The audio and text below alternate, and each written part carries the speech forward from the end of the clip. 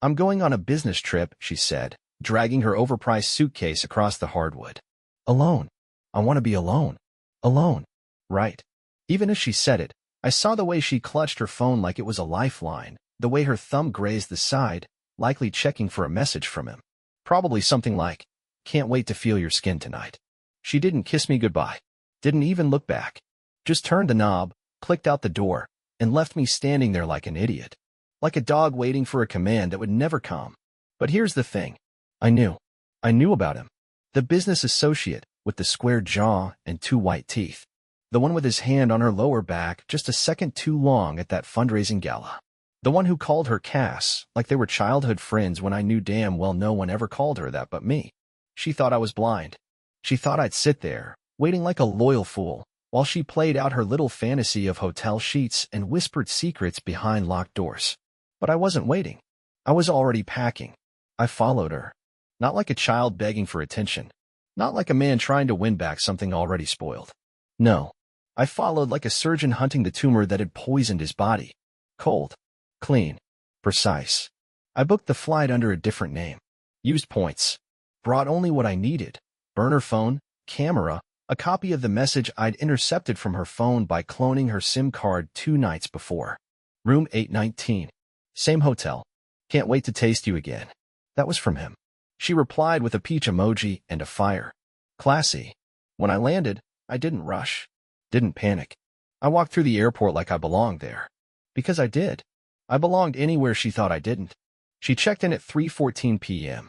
Black dress, sunglasses, suitcase with a red ribbon tied to the handle, something to help him spot her easily, no doubt. He arrived at 3:28. Room 819. Top floor. I waited until midnight. Then I made my move. By 2:12 a.m., she had 207 missed calls on her phone. Every single one from me. Why? Because at 2 a.m., she woke up to find her lover gone, her hotel keycards disabled, and her suitcase missing. All that remained was a printed screenshot of her texts, neatly placed on the pillow beside her. Tucked under it? Her wedding ring. The one I'd taken from her jewelry box before the trip. You should have seen her face. I did see it. Because I was sitting across the street, watching through the suite's window with a long lens camera, capturing every moment of her unraveling. Panic. Rage. Tears. She looked like a woman realizing she'd played checkers in a game of chess. She called. And called. And called. I didn't answer a single one. But I watched.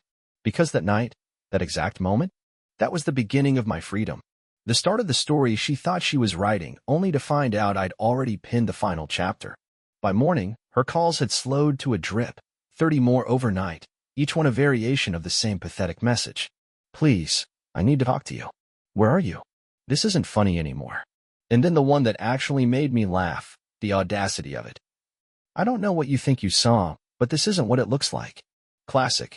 I was sipping black coffee in a quiet corner cafe 2 blocks from the hotel, watching the lobby from the window, hood up, burner phone in hand. She stormed out at 7:43 a.m., wearing the same cocktail dress from the night before, heels in one hand, panic smeared across her face like last night's mascara. She looked around like she expected me to appear. I didn't. I'd already moved on to phase 2. The suitcase? I didn't throw it away. I donated it. Contents and all. Dropped it off at a shelter that morning under her name.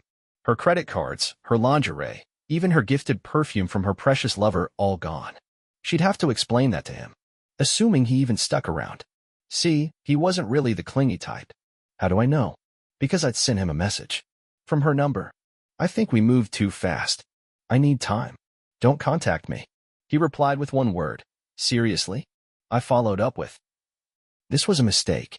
Please respect my space. And just like that, radio silence. He ghosted her. Now she was the one calling. Now she was the one chasing. And me? I was about to show her the difference between revenge and precision. That afternoon, I checked into a hotel across town. Paid cash. Disconnected from every trace of my former life except the hard drive I'd packed, one that contained every screenshot, every email, every timestamped lie. Evidence. Neatly labeled. Categorized. Archived. See, I'm not the kind of man who throws plates or punches walls. I'm the kind that builds cases. Quietly. Meticulously. And as I built mine, she unraveled. Her last voicemail before I blocked her? I was lonely, okay. You work too much. You never notice me anymore. It just happened. I didn't mean for it to go that far. Please, can't we talk? It just happened. Like love is a pothole and she tripped into someone's bed by accident. No apology. No remorse. Just excuses. That night, I texted her one last time from a blocked number. Now you know how it feels to be left behind. She replied instantly. Who is this? Please, is this you? Please talk to me. I didn't. Instead, I sent her a single photo, her and him, mid-embrace in the hotel hallway. Time-stamped. Framed like a still from a bad romance movie. I sent it. Watched the delivered tag pop up. And then I deleted the number. I returned home 3 days later. Calm. Focused. Rewired. She wasn't there. Of course not. But she had tried. Neighbors said she came by sobbing. Left notes. Left flowers. Left the illusion of regret. I didn't read a word. I had already started phase 3. You see, I had one more move. And this one? This wasn't just going to hurt her pride. This was going to rewrite the story she tried to script me out of. By the end of the week, I'd made it look like I'd vanished. No posts. No messages. No contact with her, her family, our mutual friends. Just static. I became a ghost in my own life, by design. Because while she begged for resolution, what she didn't realize was I was already building the reckoning. You see, when someone betrays you, they don't just break the bond, they expose every hidden crack in the foundation. And if you're smart, you don't waste time crying over the rubble. You study it. You learn from it. Then, you bring the house down. I started with her job. She worked in marketing. Corporate PR. Reputation mattered. Especially when you'd spent the last 6 months secretly screwing your married coworker who happened to be her direct supervisor. You think I didn't know? I had everything. The hotel confirmations. Screenshots of text messages. A voicemail where he actually moaned her name. Yeah, that one took some inner strength to listen to. And the piece de resistance?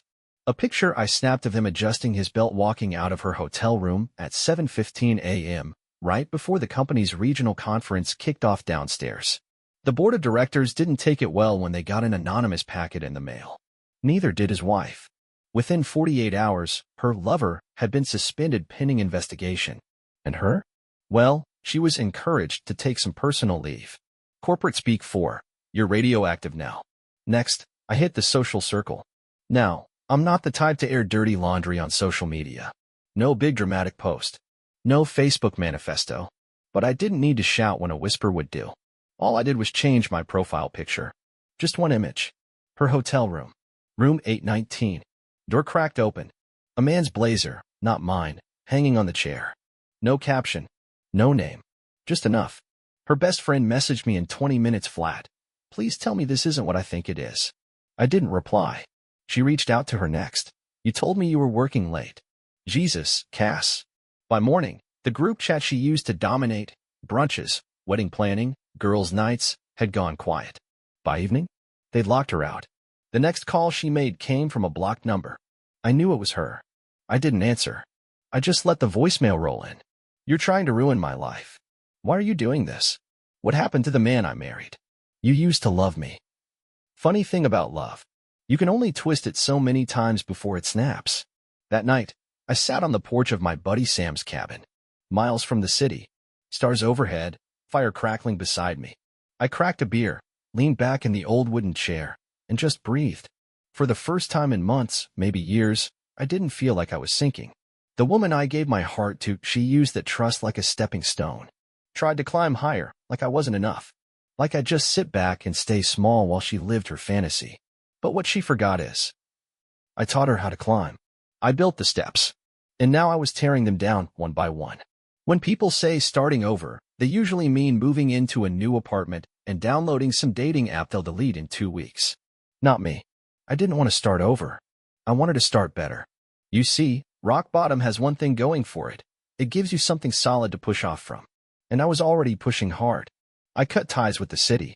The apartment we shared? Gone. Leased it out to a traveling nurse. Moved into a one-bedroom loft outside Asheville. Exposed brick, old wood beams, and peace. Real peace. First night there, I slept like I hadn't in months. No perfume in the sheets. No passive-aggressive sighs. No lies murmured through bathroom walls while she texted her sister. Just silence. And in that silence, Clarity. Professionally, I made a clean cut. No more being tethered to the same circle she poisoned. I took the severance package they offered me 2 weeks prior, graciously declined the promotion that was suddenly on the table, and called in an old favor. My college buddy, Remy, had been trying to poach me for his private consultancy firm for years. Cybersecurity, corporate audits, zero fluff. Just results. My wheelhouse. Full remote. Double the pay. And no office drama, he said. You in? I was in before he finished the sentence. New job. New laptop. New start. And not a single soul in that office cared about who I used to be married to. Now, let me tell you something I learned the hard way. People assume men don't feel grief the way women do. We're expected to man up, move on, hit the gym, maybe screw around until we forget what she smelled like on Sunday mornings. But grief hit me sideways. It came in little things. The silence after a dumb joke with no one to roll her eyes. The absence of her humming while making coffee. Hell, even the way the air smelled when I wasn't choking on her expensive shampoo. But here's the thing. Every little grief was a scar. And every scar? A reminder I survived her. 3 weeks in, I was running errands when I saw her name pop up in my inbox. A burner email. Probably her last desperate attempt after every number got blocked and every message ignored. Subject, please. Just 5 minutes. I hovered over the message. Did I open it? Of course not. I archived it. I didn't need to hear the rewrite. Didn't need to listen to her dress-up betrayal like it was a mistake instead of a decision. I didn't want her 5 minutes. She'd already wasted enough of my years. Instead, that night I did something simple. Something mine. I went to a small bar downtown. Jazz. Whiskey. No loud conversations or overpriced cocktails. Just a quiet hum of normal life. That's where I met her. No drama. No games. Just a woman who asked what book I was reading. Smart eyes. Easy smile. No wedding ring. No hidden phone. We talked. We laughed. We didn't flirt. We connected. And that's when I knew. I wasn't just surviving anymore. I was becoming. The past? She could keep it. The future? That's mine now. It started with an email. Then 2 more. Each one more desperate than the last. I made a mistake. I didn't realize how much I depended on you. I missed the life we had. Please. I need to see you. They came like clockwork, each timestamp a little closer to midnight, as if regret creeps in when the rest of the world goes to sleep. I didn't respond. Not even a courtesy click. Because that's the problem with betrayers. They always assume the door is still cracked open. What she didn't realize was, I welded it shut. Next, it was her sister. Of all people. Hey, she's not doing well. The text read. Oh really? She lost her job. The guy? He's out of the picture. His wife found out. It's a mess. I bet it is. She's just broken. You don't have to get back together or anything. But maybe just talk to her. She's still family. Still family. That one got me. You don't betray family. You don't lie to them in their own home. You don't kiss someone else in a hotel room paid for by the man who built the life you're cheating on. No. She was a stranger now. A familiar-looking stranger with no place in my present. Still, I didn't block her sister. I just replied. Tell her to talk to the man she gave it all up for. You'd think that'd be the end of it. It wasn't. 3 days later, I came home to a box on my doorstep. No note. Inside, my old hoodie, the one she used to steal and sleep in. A photograph. Us, at the coast, a year before the fall. And a letter. Handwritten. Smudged ink where the tears must have hit the page. She called it her confession. Said she didn't know what she wanted and panicked. That she got caught up in something that felt exciting, but never realized the cost. She wrote that I was her home. That she'd do anything to find a way back. So what did I do? I burned it. All of it. Right there in the backyard. The photo. The hoodie. Even the letter. Not out of spite. Not because I wanted her to hurt. But because I was done living in the wreckage she left behind. You can't rebuild a new life with ash in your hands. The next week, I signed the final paperwork. Divorce finalized. Assets split. Clean. She got the car she loved so much. I kept the house. She asked for one more meeting. I declined. She wanted to explain things properly. I didn't care anymore. When she realized that, she finally snapped. The last message she ever sent me read, You were never this cold before. What happened to the man I married? And I finally broke the silence. I sent her one line. You killed him. This is who's left. It started with the gym. Yeah, I know. Real cliché. The whole revenge body thing. But it wasn't about that. It wasn't about looking better, so she'd regret losing me. It was about feeling stronger than I did the night she slammed that door with her carry-on and her lie. I didn't chase six-packs or selfies. I chased discipline. I went from broken to solid. From ghosted to grounded. And that bar I visited back in part 4? Yeah, I went back. Not for her. The woman with the smart eyes and no agenda? She was there again. Same table. This time she smiled like she knew I'd return. Her name's Claire. We talked for hours. About nothing and everything. And for once, I didn't feel the need to prove myself. I wasn't the ex-husband of a liar. I wasn't the guy who got cheated on. I was just me. Meanwhile, my ex? She was unraveling. Word got around about her affair, the fallout, the job, the scandal. I didn't tell anyone. Never had to. Truth has a way of walking around without an invitation. I heard from a mutual friend that she moved back in with her parents for a while. That her once perfect little social life had turned into awkward side eyes and half-hearted pity. But here's the kicker. She told people I ruined her. Not she ruined us. Not she destroyed our marriage. No, I ruined her. Because I wouldn't forgive her. Because I wouldn't listen. Because I chose to walk away with dignity instead of crawling back for scraps. You see, in her mind, the true betrayal wasn't her infidelity. It was my refusal to stay broken. That was when I knew. I didn't need revenge anymore. I'd already won. She burned our life down thinking I'd sit in the ashes with her. But I built something else instead. A new rhythm. New routines. New calm. And this woman, Claire, she didn't ask about the past. She didn't flinch when I told her I'd been married. She didn't run when I said things got ugly. She just said, "So you've been through hell? Good. Means you're strong." And damn, that meant something. So yeah. This part of the story doesn't end with a grand gesture. No dramatic confrontation. No courtroom monologue. It ends with a quiet dinner. With someone who actually listens. With a glass of red. A soft laugh. A moment that doesn't have to be perfect to feel real. It came on a Tuesday. Middle of the day.